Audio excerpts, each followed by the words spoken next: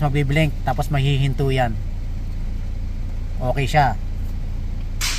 Sa L4 naman, ayan, dapat ang mangyari niya kabayan, hihinto yan tapos lalabas yung traction control dito. Ang ginawa ko, naligan ko muna ng grasa. Ayan. Kasi minsan baka biglang chicken ng customer, nandun yung ilaw, so ay madidismaya yung customer. Kailangan gawin ko muna ng paraan hanggang inintay yung pyesa.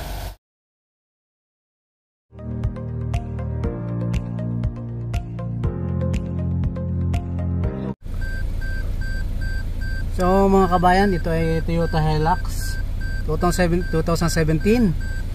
Nagmamalfunction yung H4, yung 4-wheel drive, at saka yung ayan o, 4L, 4L. Yan.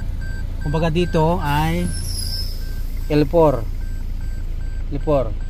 Yung naka-green doon, yan yung 4-wheel drive, yan. At yung nagbiblink ito yan. Yung nagbiblink ito yan. Ayan, di ba?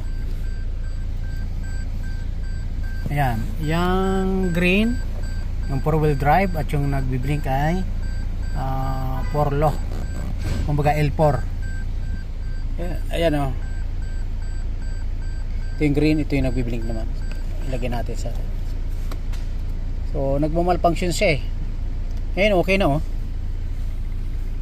Ngayon, okay na siya. Nagmamalfunction siya. Bago lang naman lumalabas dito, visit dealer.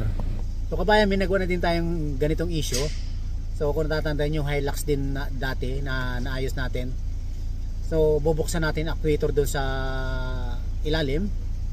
Lilinisin natin tooth contact, yung may 3 finger doon, yung pinakita ko dati. So, ayun mga kabayan, at papaproban pa natin kasi medyo mahaba-habang oras ang isingilin ko rito. Siyempre meron pa tayong procedure na i-check, hindi lang yung paglinis noon.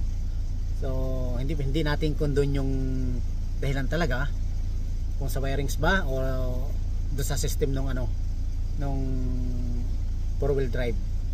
Testing ulit natin kabayan. Kaya mag-ano kayo, kinakailangan naka-neutral ka. So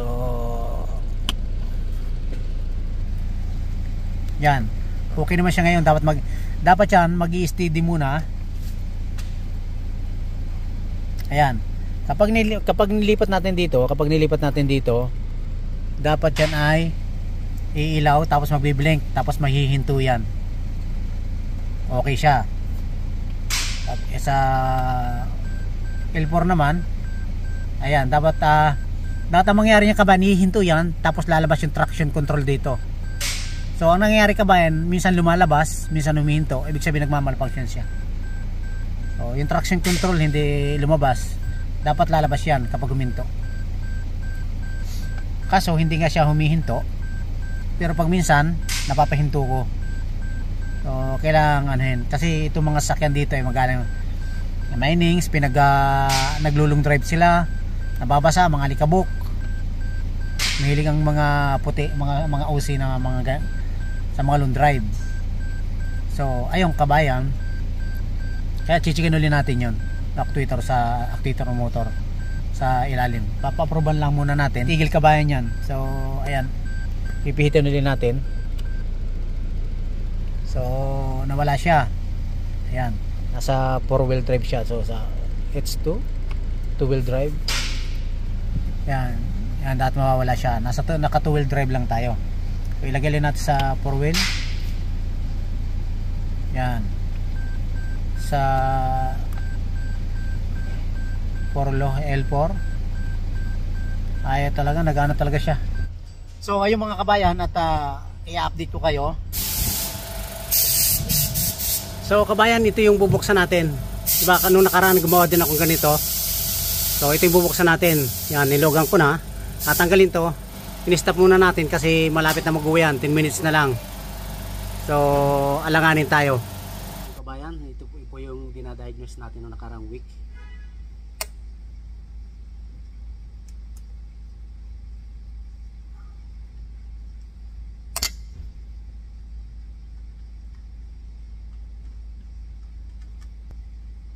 Sa 14, tatanggalin natin dito kasi babangka siya eh.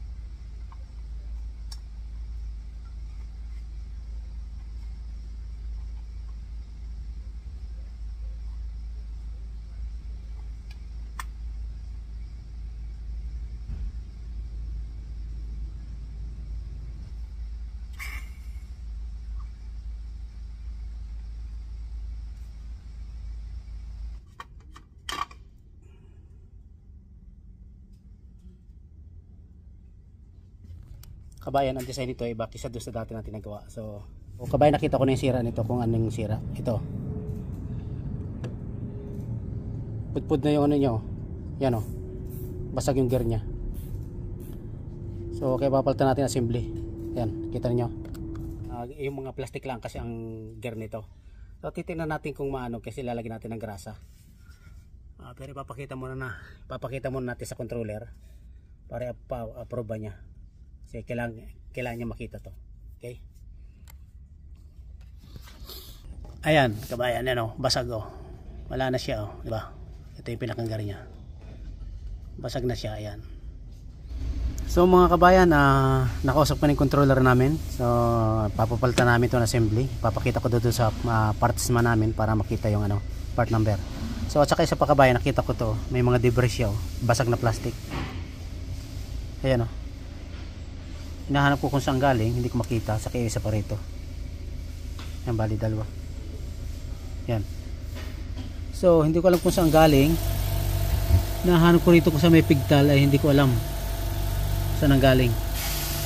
Dito naman hindi ko alam kung saan ang galing yung nasira na yon.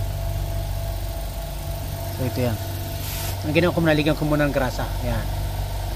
Kasi minsan baka biglang chicken ng customer, nandun yung ilaw. So ay madidismaya yung customer. Kailangan gawin ko muna ng paraan hanggang inintay yung pyesa. So ayan. Bali, order natin isang buong ganito. Yan, i-assemble ko muna to, okay?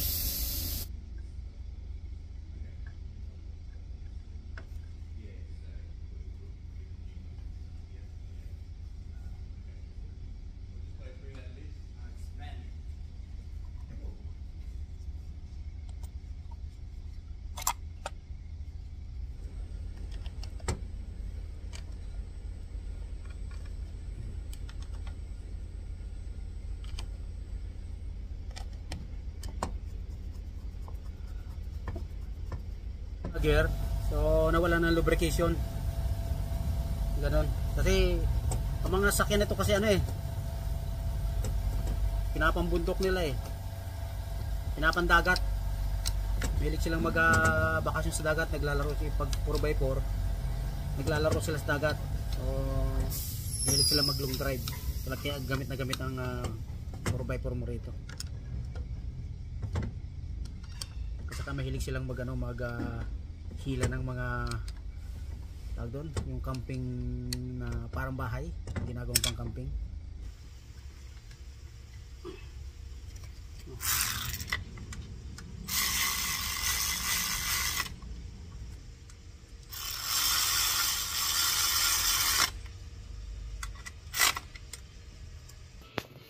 Kabayan, if you're new here, please subscribe and hit on that notification bell para palagi kayo updated kay Super Mer Travel.